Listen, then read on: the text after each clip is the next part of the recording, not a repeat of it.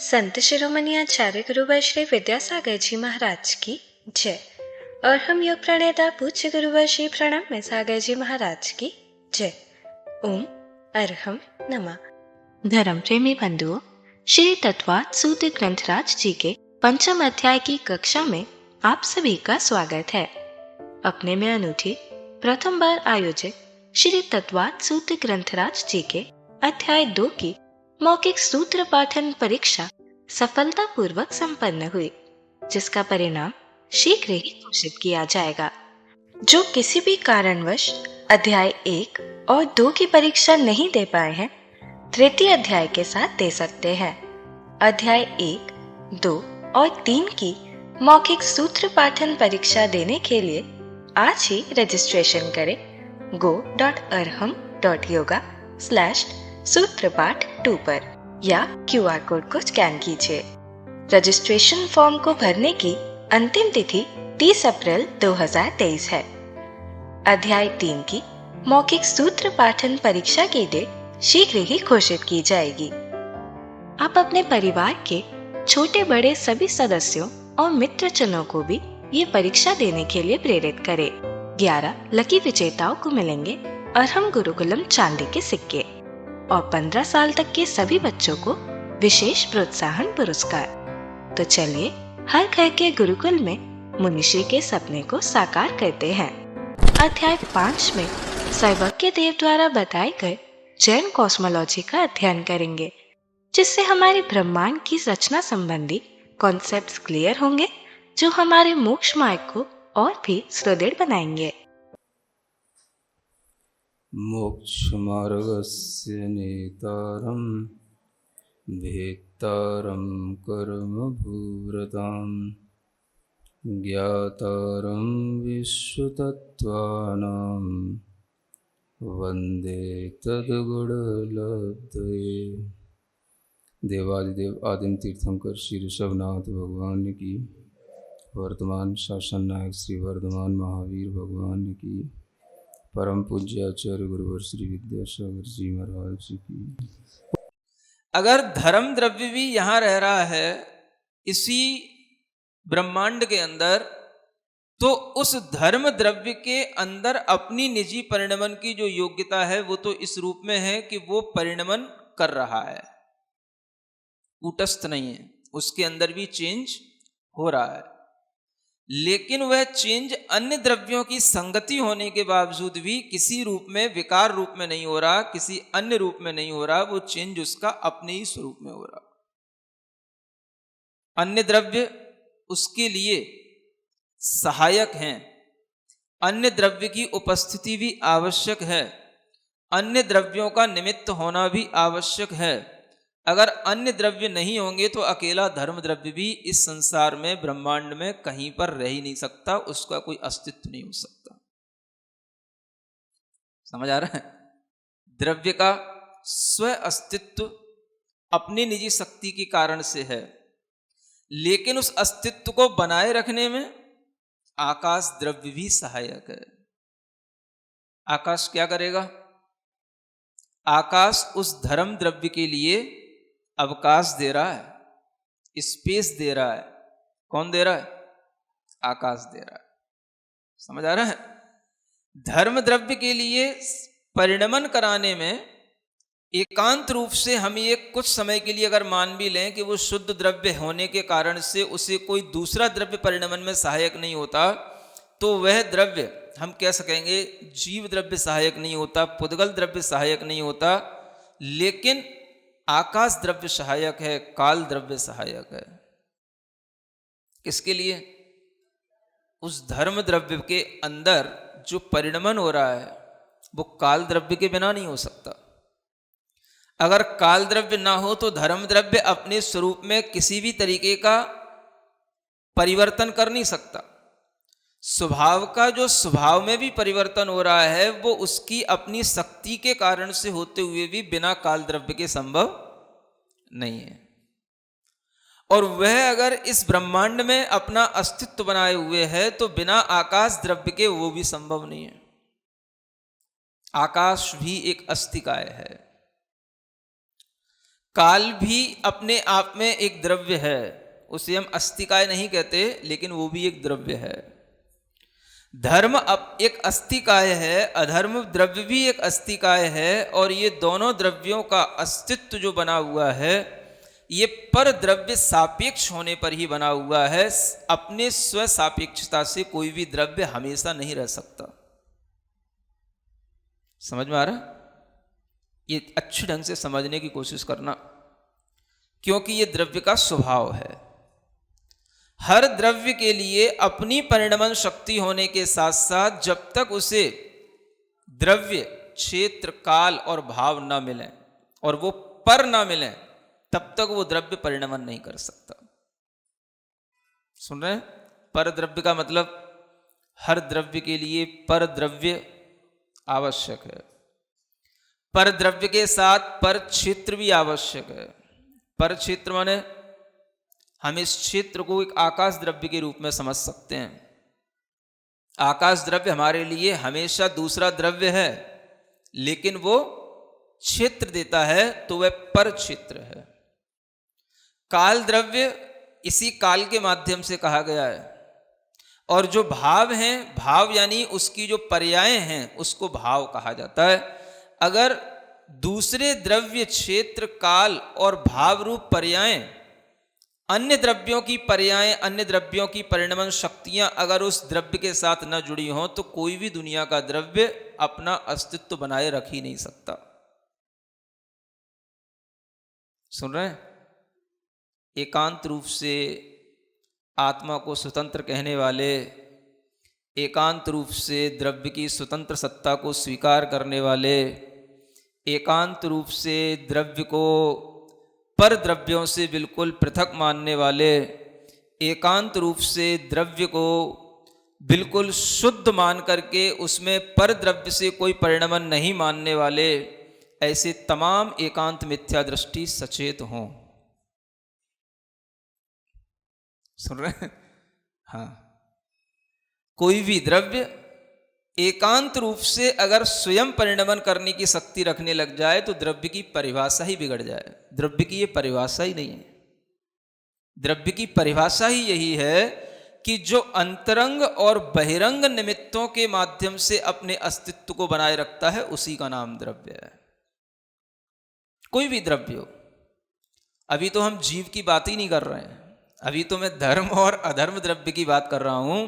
जो धर्म और अधर्म द्रव्य एकांततया शुद्ध हैं, लेकिन इनके भी परिणमन में आकाश द्रव्य, काल द्रव्य कारण है। आकाश के बिना ये द्रव्य रह नहीं सकते और काल के बिना ये द्रव्य परिणमन कर नहीं सकते। भले ही इनमें परिणमन करने की अपनी शक्ति हो, लेकिन ये दूसरे द्रव्यों के सापेक्षता से ही परिणमन करते हैं।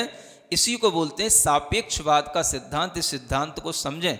आज विश्व के सामने हम अगर इस सापेक्षवाद के सिद्धांत को इस तरीके से प्रस्तुत करेंगे, तभी हम समझा पाएंगे कि भगवान महावीर स्वामी का जो ये द्रव्य अस्तिकाय के रूप में जो हमें ब्रह्मांड का वर्णन किया गया है, ये सारी की सारी कॉस्मोलॉजी जो हमें बताई गई है, ये सब आइंस्टीन की थ्योरी से कहीं अलग नहीं है। जैन साइंस और मॉडर्न साइंस इस तरीके से ही रिलेट करके हम दुनिया के सामने रख सकते हैं, और ये बात आज की साइंस मानती है। किसी भी द्रव्य के लिए ये परिणमन हो रहा है तो वह उसमें कारण है, और उसके कारण के बिना उसका अस्तित्व नहीं है। ये पहले हम अपने दिमाग में अच्छे ढंग से बिठा लेंगे, तभी हम आगे की चीजों को समझ पाएंगे। द्रव्य के अंदर जो शक्ति है वो उभय निमित्त वशात, क्या कहा गया?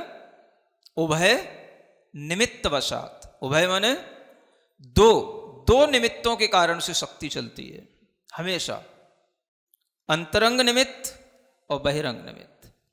अंतरंग को उपादान शक्ति कहते हैं, बहिरंग को बाहरी निमित्त शक्ति कहा जाता है। और अंतरंग को भी एक निमित्त के रूप में स्वीकार किया जाता है, जो भी एक अंतरंग निमित्त है और एक बहिरंग निमित्त है।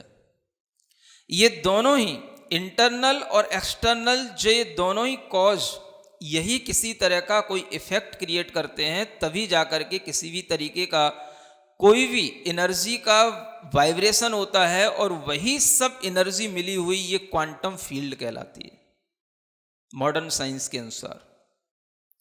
जिसे हम धर्मास्तिकाय कह रहे हैं वो हमारे लिए एक एक्सीलरेटिंग पोटेंशियल है, जो हमारे लिए एक आकाश के रूप में है। ये हमें एक स्थान दे रहा है, ये स्पेस देने का ये काम कर रहा है। इसकी सबकी अपनी अपनी अलग अलग फील्ड है और सबकी अपनी अपनी अलग अलग कार्य क्षमता है। जब हम इन सब कार्य क्षमताओं को मिला लेते हैं तब जो एक चीज बन जाती है उसी का नाम कॉस्मस कहलाता है। जो वर्तमान में जिसे तरह तरह की सिद्धांत क्वांटम फिजिक्स, क्वांटम फील्ड के रूप में जो प्रस्तुत की जाती है वो इसी सिद्धांत के अनुसार की जाती है और ये सब वैज्ञानिकों ने माना है। आधुनिक वैज्ञानिकों में जितना आइंस्टीन ने समझा है उतना न्यूटन आदि पुराने वैज्ञानिकों ने नहीं समझा। ये जो आइंस्टीन की अवधारणा है ये बहुत कुछ भगवान महावीर स्वामी के बताए हुए सिद्धांतों के अनुरूप ही है। इसलिए इन सब द्रव्यों के अस्तित्व को स्वीकार करने के लिए हमें हमेशा अपने दिमाग में ये थ्योरी ऑफ रिलेटिविटी को रखना चाहिए। ये सिद्धांत आपको इस नए नाम से ज्यादा समझ में आएंगे, थ्योरी ऑफ रिलेटिविटी। कोई भी द्रव्य में परिवर्तन हो रहा है वो किसी ना किसी के सापेक्ष है, निरपेक्ष कुछ नहीं है। निरपेक्ष सत्य कुछ नहीं होता, सापेक्ष सत्य ही होता है। सापेक्ष सत्य का मतलब कि वह सत्वी अगर बना हुआ है तो किसी ना किसी की सापेक्षता से ही बना हुआ है। ये पूरा का पूरा लोक में 6 द्रव्यों का जो अस्तित्व है ये सब सापेक्षिक सत्य के रूप में ही है, अलग अलग नहीं कहा गया। सापेक्षिक होते हुए भी अपने अस्तित्व को बनाए रख करके दूसरे के अस्तित्व के माध्यम से भी अपने में परिवर्तन करके अपनी सत्ता बनाई रखी जा सकती है। इसी का नाम सापेक्षिक सत्य है। तो एकांत रूप से शुद्ध द्रव्य भी बिल्कुल स्वतंत्र या एकांतिक रूप से शुद्ध द्रव्य अपने परिणमन में किसी द्रव्य की सत्ता या किसी का हस्तक्षेप स्वीकार ही ना करते हो, ये द्रव्य का स्वभाव ही नहीं है। समझ में आ रहा है? धर्म द्रव्य का भी स्वभाव नहीं, अधर्म द्रव्य का भी स्वभाव नहीं, आकाश द्रव्य का भी स्वभाव नहीं। आप कहो आकाश में किसकी सापेक्षिकता हो गई? अगर आकाश में ये अन्य द्रव्य न हो तो आकाश की अवगाहन क्षमता, आकाश का कार्य देखने में कैसे आए? और आकाश भी अगर अपनी द्रव्यत्व शक्ति के माध्यम से अपनी सत्ता को बनाए हुए है तो वो भी बिना काल द्रव्य के नहीं बनाए रख सकता है, क्योंकि द्रव्य में जो परिणमन हो रहा है वो काल द्रव्य के माध्यम से ही हो रहा है। अगर हम किसी द्रव्य को कहते हैं ये अनंत काल से ऐसा है, अनंत काल से यह अपनी इसी स्वाभाविक रूप में है, अनंत काल से यह द्रव्य की सत्ता शाश्वत है, तो हम काल को क्यों ला रहे हैं बीच में? क्या समझ आ रहा है? द्रव्य की शाश्वत सत्ता को समझाने के लिए हमें बीच में काल क्यों लाना पड़ता है? द्रव्य शाश्वत है। जैसे ही हम शाश्वत कहते हैं हमारा दिमाग बिल्कुल टाइम फैक्टर के ऊपर जाता है। समझ आ रहा है? इसी को जब हम समझते हैं तभी हमें समझ में आता है कि हर द्रव्य के लिए दूसरा द्रव्य कुछ ना कुछ सापेक्षता रखता है। आकाश द्रव्य के लिए जितने भी अन्य द्रव्य हैं वो अन्य द्रव्य उसके आकाश द्रव्य की गुण के कारण से आकाश में रह रहे हैं, तो आकाश द्रव्य का कार्य दिखाई दे रहा है कि ये अवगाहनत्व का कार्य ये आकाश द्रव्य का है, क्योंकि ये अन्य द्रव्यों को रहने के लिए आकाश दे रहा है। और आकाश द्रव्य स्वयं भी अपने में अगर परिणमन कर रहा है, शुद्ध शुद्ध के रूप में परिणमन कर रहा है, स्वाभाविक का स्वाभाविक में परिणमन हो रहा है, तो वह परिणमन भी काल के बिना नहीं होता है। तभी हम कहते हैं अनंत काल से वह द्रव्य शुद्ध है। समझ में आ रहा है? ये समझना आपके लिए कठिन सा लग रहा होगा, क्योंकि ना आपको धर्म दिख रहा, ना अधर्म दिख रहा, ना आकाश दिख रहा, ना काल दिख रहा। अगर कुछ समझ में आ सकता है तो इस पुद्गल के माध्यम से आ सकता है। ये पुद्गल भी द्रव्य है, और कोई भी पुद्गल द्रव्य अपनी अंतरंग शक्ति में परिणमन की क्षमता रखते हुए अगर बाह्य द्रव्य का निमित्त ना ले तो कोई भी पुद्गल द्रव्य परिणमन नहीं कर सकता। ये आप अच्छे से समझ सकते हो। जितने भी पुद्गल द्रव्यों में परिणमन होते हैं अपनी अंतरंग शक्ति के अनुरूप ही होते हैं। समझ आ रहा है? मान लो ये लोहे की रेलिंग दिख रही है, सामने लोहा है ना? अगर हम इस लोहे को गलाएंगे, इस लोहे को किसी ना किसी रूप से पिघलाएंगे तो हमें अग्नि की जरूरत पड़ेगी, है ना? इस लोहे को कुछ परिवर्तित करने के लिए अग्नि के बिना लोहे में परिवर्तन नहीं आ सकता, क्योंकि वो उसकी मेल्टिंग फॉर्म जो बनेगी वो अग्नि के बिना नहीं बनेगी। समझ आ रहा है? आप उसको तोड़ नहीं सकते हो। आप उसको किसी भी रूप से परिवर्तित करने के लिए उसको आपको गलाना पड़ेगा, और गलाने के लिए आपको अग्नि की सहायता लेनी पड़ेगी। ये अग्नि के बिना लोहा अपनी फॉर्म को चेंज नहीं कर सकता। समझ आ रहा है? अब देखो, पुद्गलों की शक्तियां अपनी अपनी अलग अलग होती हैं। अगर आपको लकड़ी को चेंज करना है तो अग्नि की जरूरत नहीं पड़ेगी, क्योंकि लकड़ी में अगर अग्नि डाल दोगे तो लकड़ी जल जाएगी, और लोहे में अग्नि डालोगे तो लोहे के अंदर मुलायमता आएगी, और फिर हम उसको जिस रूप में ढाल पाएंगे उसको हम उस रूप में ढाल देंगे। समझ आ रहा है? प्रत्येक द्रव्य की अपनी अपनी जो पौद्गलिक शक्तियां हैं, हर द्रव्य अपनी इन्हीं शक्तियों के अनुसार चल रहा है। परिणमन बाह्य निमित्त के बिना कभी नहीं होता। पुद्गल द्रव्य के अंदर ये परिणमन दिखाई दे रहा है। लकड़ी भी अपना परिणमन कर रही है तो बाह्य निमित्तों के अनुसार कर रही है। लकड़ी के लिए अगर हम उसको पानी में डाल दें, पानी का संपर्क ज्यादा वो पाले, जल्दी गल जाएगी, जल्दी नष्ट हो जाएगी। लोहे को हम पानी में डाले रखें, कुछ नहीं बिगड़ेगा उसका, थोड़ा जंग खा सकता है लेकिन नष्ट नहीं होएगा।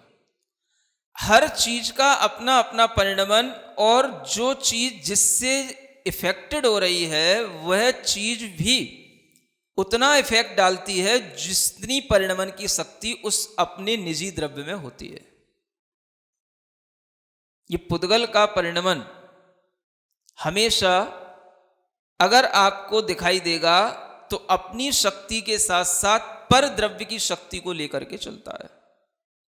कोई भी पुद्गल में चेंज लाओगे आपको पर द्रव्य का सहारा लेना ही पड़ेगा। अपने अंदर उसकी चेंज करने की क्षमता होते हुए भी वो कहीं ना कहीं वातावरण का, मौसम का आधार लेकर के ही उसमें परिवर्तन आता है।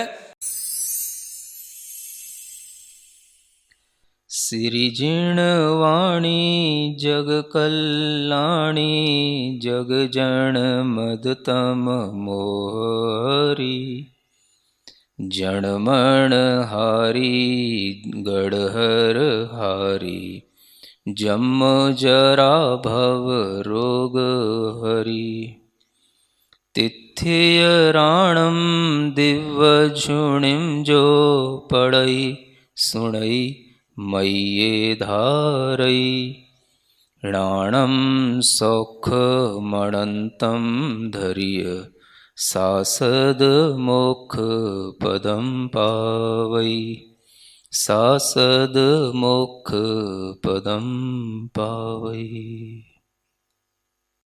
अब समय है आज के प्रतियोगिता प्रश्न में भाग लेकर आकर्षक पुरस्कार जीतने का। आप अपने फोन को QR कोड स्कैन करने के लिए तैयार रखें या दिए गए लिंक पे जाएं। आप अपना उत्तर चुनकर हमें कल शाम 5 बजे तक भेज सकते हैं।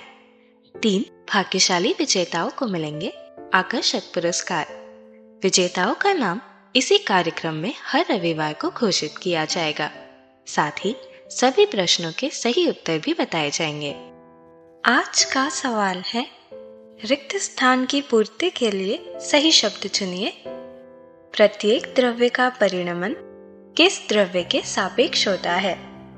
जीव, काल, अधर्म, आकाश। अध्याय 5 के कक्षा 4 के आज के सवाल का सही उत्तर है जीव का।